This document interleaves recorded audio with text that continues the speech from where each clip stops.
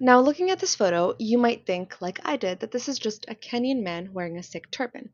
I'm here to tell you that's not the case. Let's talk about the history of the Kenyan Sikh Pagh. After watching Sweet Bobby, I went on a rabbit hole of researching the Kenyan Sikh diaspora, and one thing I found to be distinct from other Sikhs was the way that they tied their Paghs. I've known the style of Pagh to be called the Englandy UK style Pagh, and that's quite similar to what the Kenyan Sikhs wear, except as you can see, the point is much more emphasized, and I'm trying to figure out why.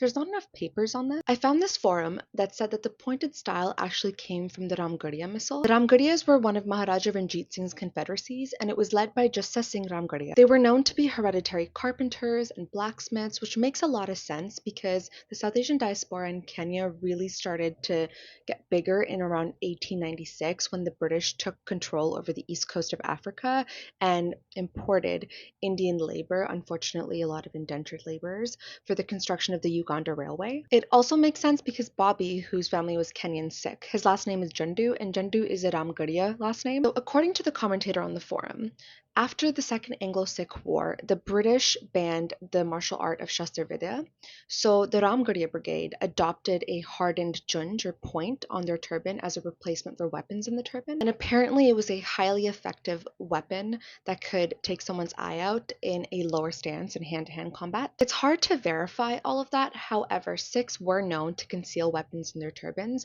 I've actually already covered the history of one called the Chakkar if you're interested. So how does that all relate to that first picture I showed you? So the man in this picture is actually a Kenyan man of the Ekarino faith, which is an African Christian sect that started popping up in colonial Kenya around the 1920s. And like I mentioned before, the Sikh Kenyan diaspora started around 1896, so that was about 25 years before that. The Ekarino turban is very similar to the Kenyan Sikh turban, the only difference being they're tied in opposite directions. So it's very possible that the turban was inspired by the Kenyan Sikh turban. There's a lot of other similarities, like the way that they dress, and also that both men and women in the Sikh faith can wear the turban and in the Ekarino faith wear the turban. I think it's crazy to see how fashion and culture just kind of fuses and communities end up like influencing each other.